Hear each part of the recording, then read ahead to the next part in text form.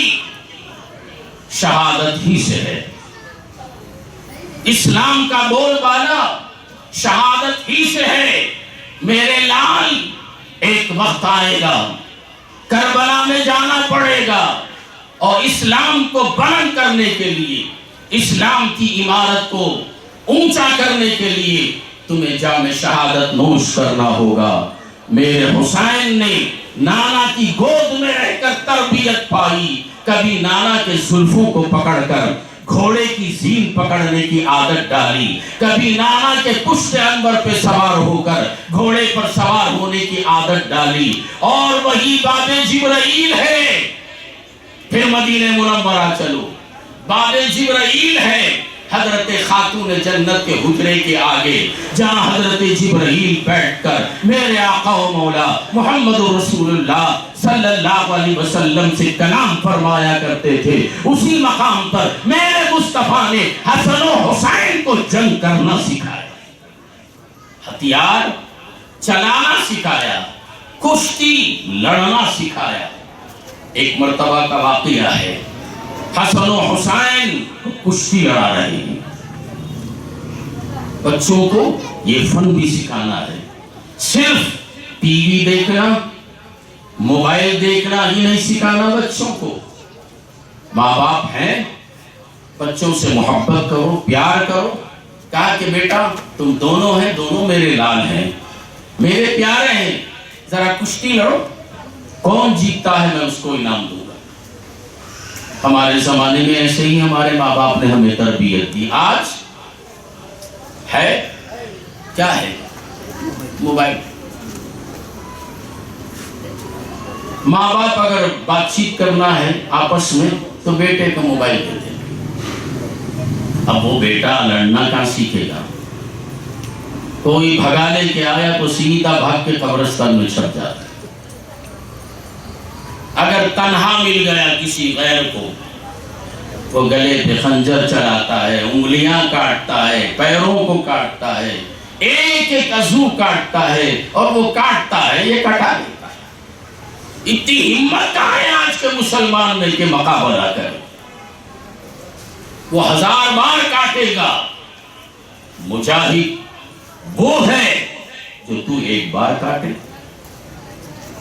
وہ 50 مل کر حملہ کرے تو تنہا ہے، وہ 1000 تماچے مارے تو ایک تماچا مار لے، یہ مومن کی شان ہے۔ آج وہ باتیں نہیں۔ میرے آقا نے کشتی لڑائی، کس کو؟ حسن و حسین کو۔ اور دوران کشتی اللہ کے پیارے حبیب صلی اللہ علیہ وسلم نے حضرت امام حسن سے فرمایا، اے حسن حسین کو پٹکو، اے حسن حسین کو پٹکو۔ خاتون جنت فرماتی ہیں، بابا چھوٹے کو کہنا چاہیے کہ بڑے کو پٹکو، آپ بجائے چھوٹے سے کہنے کے امام حسن سے کہہ رہے ہیں کہ حسین کو پٹکو۔ آقا فرماتے ہیں، کیا کروں میں؟ ایک طرف حسین کا بازو جبرائیل پکڑے ہوئے، جبرائیل تھامے ہوئے ہیں۔ اب میں کہہ رہا ہوں، اے حسن، جبرائیل حسین کا سہارا ہے، اس کا بازو تھامے ہوئے ہیں، اب میں تیرا سہارا بن رہا ہوں، تو حسین کو پٹائے۔ اس طریقے سے رحمت عالم صلی اللہ علیہ وسلم جنگ کرنا سکھاتے تھے، فن حرب سکھاتے تھے، تلوار چلانا سکھاتے تھے، گھوڑ سواری سکھاتے تھے۔ ہمارے اسلاف کرام نے ہمارے بچوں کو اسی طریقے سے پرورش کی۔ دیکھنا ہو تو ذرا حیدر علی کی طرف دیکھو، سولڈ آف ٹیپو سلطان آپ دیکھے ہوں گے نا؟ پڑھے تو نہیں، پڑھنا تو آتا نہیں، ہمارے باپ کی قسم اگر ہم پڑھ لیے تو سیریل کی شکل میں آئے تو دیکھ لیتے، دیکھے ہوں گے۔ حیدر علی نے ٹیپو سلطان کو کیا کیا؟ تعلیم دی، پڑھائی۔ پڑھائی کی نہیں پڑھائی؟ گھوڑا سواری بھی سکھائی، تلوار چلانا بھی سکھایا، اور تیر اندازی بھی سکھائی۔ یہی اصل میں بچوں کی پرورش ہے۔ اب وہ پرورش ہم نہیں کر رہے ہیں۔ میں دعا کرتا ہوں حضرت نور اللہ شاہ کی بارگاہ میں، اللہ تعالی ہمارے بزرگوں کے طریقے پر اپنے بچوں کی پرورش کرنے کا سلیقہ ہمیں عطا فرمائے۔ تو میں کہاں سے کہ کہیں چلا گیا، میں کیا بول رہا تھا؟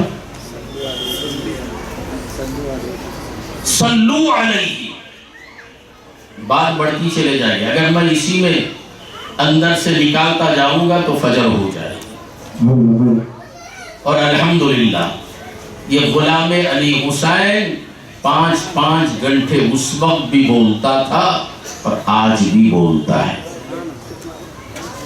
یہ میرا اپنا کوئی کمال نہیں ہے، یہ کمال میرے شیخ کا ہے۔ ان کی صحبت میں جس نے بیٹھ کر دل سے جو مانگا وہ ملا۔ میں کچھ نہیں مانگا، میں تو صرف سرکار کی نظر کرم مانگتا تھا۔ سرکار نے اپنے وصال کے بعد مجھے اتنا پہنچایا کہ الحمدللہ میرے مریدوں کو معلوم ہے آج میں ساری دنیا کی سیر کرتا ہوں بیانات کے سلسلے۔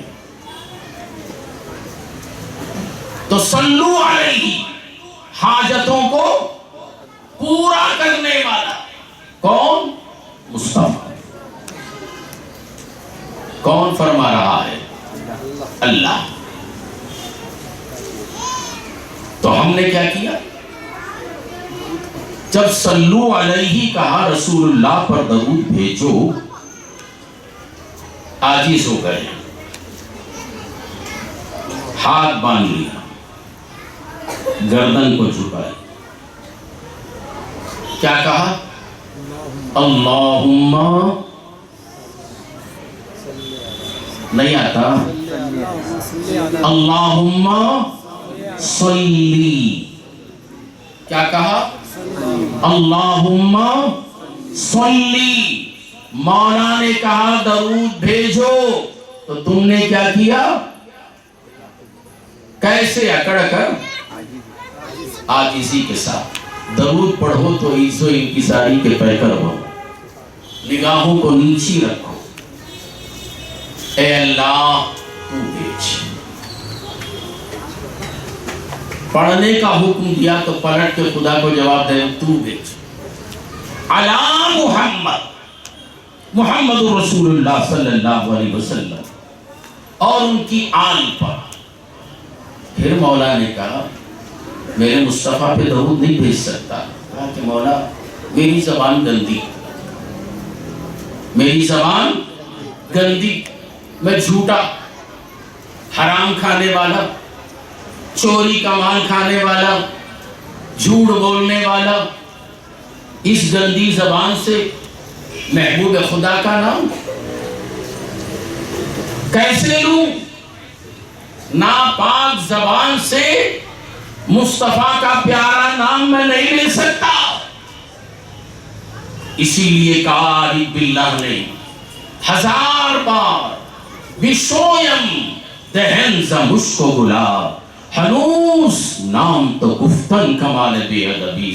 ہزاروں بلکہ لاکھوں مرتبہ مشک و عنبر سے اگر تم اپنی زبانوں کو صاف کر لو، دھو لو، تب بھی محمد رسول اللہ کا نام اپنی زبانوں سے نہیں لے سکتے۔ اس قابل نہیں ہماری زبان۔ تو اسی لیے عاجز ہو کر تم نے کیا کہا؟ اے اللہ ہم عاجز بندے محبوب پاک صلی اللہ علیہ وسلم پر اور ان کی آل پر درود نہیں بھیج سکتے، مولا تو بھیج۔ جب تم نے پلٹ کر جواب دیا، مولا کو برا نہیں لگا۔ آپ کے ابا نے آپ کو کسی کام کا حکم دیا، آپ نے پلٹ کر جواب دیا مجھ سے یہ نہیں ہو سکتا، تو بابا تمہارے پیار کرتی یا ڈنڈا لے کے آتے؟ ڈنڈا لے کے آتے۔ مگر خدا کیسا کریم ہے، آپ پلٹ کر جواب دے رہے ہیں، میرا مولا تم پہ رحم کر رہا ہے۔ تم پر کرم کر رہا ہے، حکم دے رہا ہے، تم اگر درود نہیں بھیج سکتے میرے مصطفیٰ پر، صلو علیہ وسلموا تسلیما، کم سے کم سلام تو بھیجو۔ کیا بھیجو؟ سلام بھیجو۔ ہم عاشق جہاں موقع ملتا ہے نبی پر سلام بھیجتے۔ تو پھر میں پلٹ رہا ہوں، کہاں آیا تھا میں؟ شاعر اللہ کی زیارت کرانے۔ مدینے میں پہنچ کر آپ نے کیا کیا؟ خالی درود پڑھے، اس کے علاوہ اب داخل ہو رہے ہیں تو نبی پر سلام بھیج رہے ہیں۔ یہاں اللہم صلی نہیں بول رہے ہیں، کیا بول رہے ہیں؟ بسم اللہ والصلاة والسلام علی رسول اللہ، میرے محبوب محمد رسول اللہ صلی اللہ علیہ وسلم پر مولا سلام بھیج۔ اب جب سلام بھیج دیا تو اب کیا کر رہے ہیں؟ مسجد میں جانے کی دعا پڑھ رہے ہیں؟ نہیں، پہلے کیونکہ مسجد نبوی رسول اللہ کی مسجد ہے، اپنے گناہوں کی معافی، اللہم اغفر لی، اے اللہ میں مسجد نبوی میں قدم رکھ رہا ہوں، میری مغفرت فرما، ذنوبی مغفرت کے ساتھ ساتھ مولا تو کرم بھی فرما۔ اب دعا پڑھتا ہے، اللہم افتح لی ابواب رحمتی، میرے لیے رحمت کے دروازے کھول دے۔ پہلے ہی کھلے ہوئے ہیں رسول اللہ کے صدقے میں، مگر یہ ادب کا تقاضا ہے۔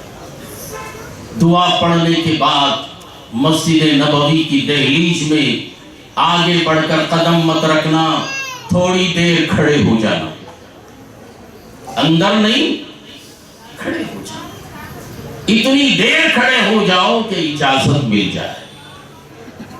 یہ تصور کرو کہ میرے مصطفیٰ مجھے بلائیں، کچھ دیر رک گئے تو پھر درود شریف پڑھتے ہوئے گردن کو جھکا کر، ہاتھ باندھ کر، آہستہ آہستہ قدم، بلند آواز سے نہیں، اونچی آواز سے۔